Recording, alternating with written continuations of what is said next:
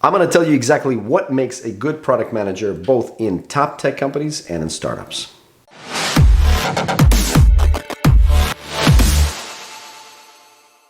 What is going on, everybody? Welcome to another video. My name is Alex. On this channel, we talk about product management, how to get into the top tech companies, how to advance your career. By the end of this video, you're going to know exactly how to spot the great PMs in your business, and you'll also know what to strive for if you hope to become one yourself. I'm going to tell you exactly what makes a good PM. I'm going to give you the things that I consider to be important skills, characteristics, qualities, etc., ranked from top to bottom of what I think is important. All right, let's get into it. First of all, this is a bit of a trick question because what makes someone a great PM at a startup is not the same set of skills and qualities that will make them a great PM in top tech companies. Let's also define what I mean by good for the purposes of this video. So a good product manager is one that can lead a team, deliver a product that customers want, make sure the business makes money from this product. So make sure the customer is successful, make sure the team is successful, make sure the product is successful. But there's also this one component which is not really covered there, which is to make sure that that PM's career is successful. Because you can be a PM that allows your team to thrive, the product to succeed, and the business to improve, but at the same time, you're not thinking about your career. In startups, a lot of these aspects will overlap. If you can make your team, product, and business succeed, usually your career will take care of itself if you're working in a startup. That's not the case for bigger companies. Let's just get that out of the way. So the very first thing is communication and collaboration. So from the perspective of communication, this means that the way that the product manager speaks and communicates, whether written or verbal, is clear, concise, and purposeful. You will see that. Whenever you leave meetings with this person, you feel a little bit better about what you're working on, a little bit less confused about what you're working on. So there's more clarity, there's more purpose, and there's a feeling of camaraderie. So a good PM will communicate at the right time, at the right volume, so to speak, at the right level, with the right audience. So very crisp communication skills in meetings, in emails, in presentations, in customer interactions, in all of the above. The second part of that, the collaboration, is also important because a PM does not accomplish anything alone. They usually have a big team that actually builds and supports the product. So if a PM cannot collaborate effectively with this group of people or with a group of people outside in related orgs, they will not be successful. So a collaborative PM, one that can make sure that people are working on the stuff that they are good at and want to work on, will reach greater heights. So the next one on my list is organization and time management. And I'm even going to throw in good memory into that one. Organization is making sure that PM follows up on everything that they're supposed to and make sure that everyone else follows up on what they were supposed to.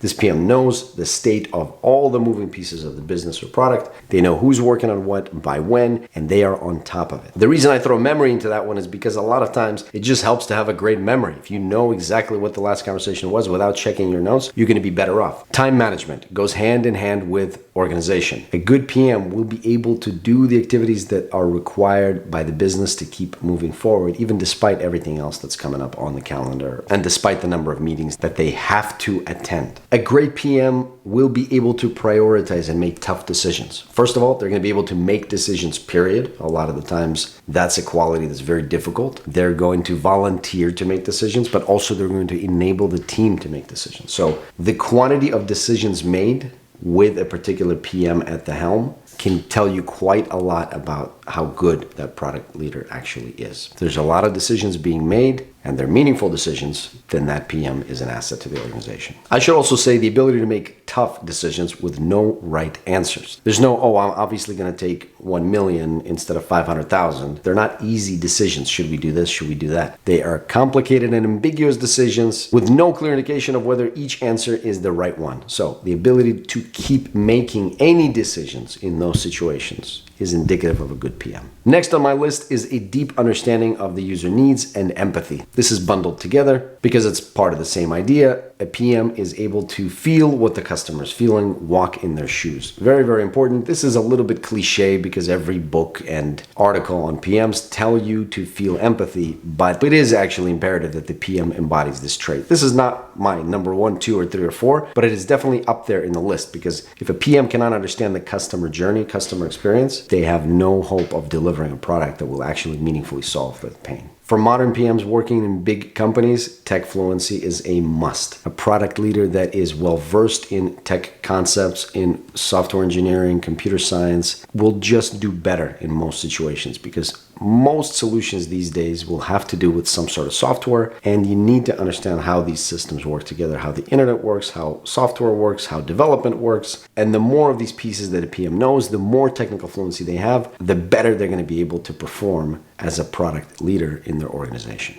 Analytical mindset and systems thinking is important, especially in the top tech realm, where there's a ton of moving parts and everything is scaled to the maximum. Everything's in the billions of dollars and users, and you need to be able to understand the patterns within these things and understand the way that these systems are put together and can actually manipulate these systems. A way of thinking about the world where you can organize information meaningfully, a systematic approach to thinking, an analytical approach to thinking, very, very important. The more you see that demonstrated, the more likely that PM is a great PM.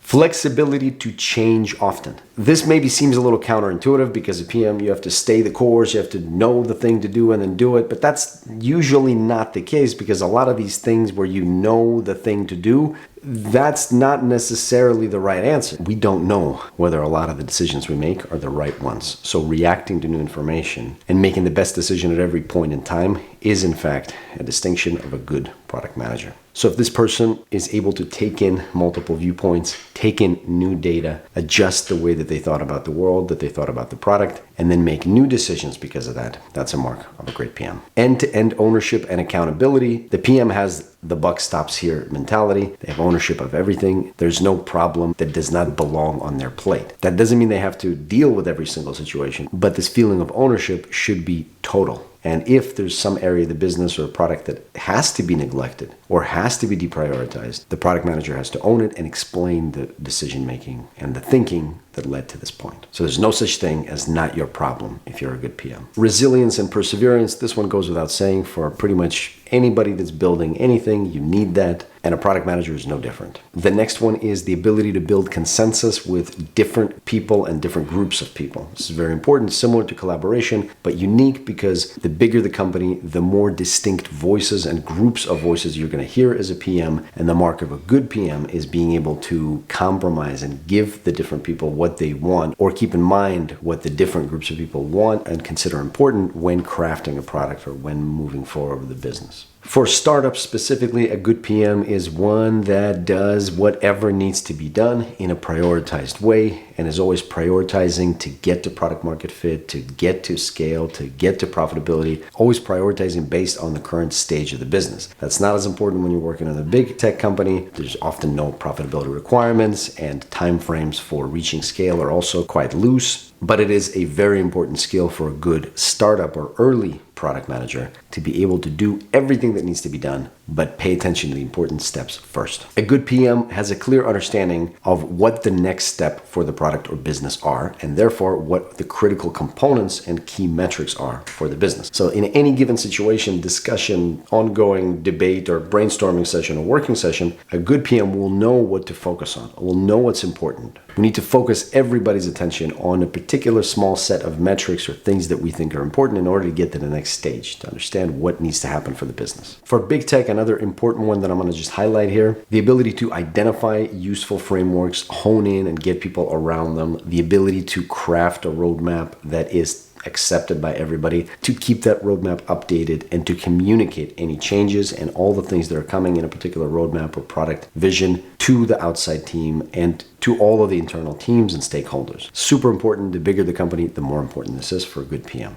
The ability to align a set of groups or individuals on a particular timeline and then have different parts of the orgs agree to a multi-quarter or even a multi-year roadmap, and then the ability to execute on that roadmap, keep it updated, make revisions, and keep on moving the product toward its vision. If you enjoyed this video, make sure to smash the like button, as I often ask you to do. Also subscribe if for some reason you're not subscribed. I don't know why that is, but make sure to address that. And finally, I just want to touch upon this again. Being a great PM, everything we just talked about today does not mean that that PM is also on a great career path, because these things are not synonymous, especially in top tech. So if you want to be a great PM, but also take care of your career to make sure you reach the personal heights that you need, make sure to subscribe to my Practical Product Management newsletter that's down below on alexruszewski.com. And also let me know if you have any questions in the comments. If there's anything I can help you with, I'd love to help you on your own product journey, your career, or help you improve the product or company that you're working on. Thanks very much for watching, and I'll see you next time. that's not necessarily the right answer, because like I said, everything's ambiguous, so there's no clear, hello, my darling, need help?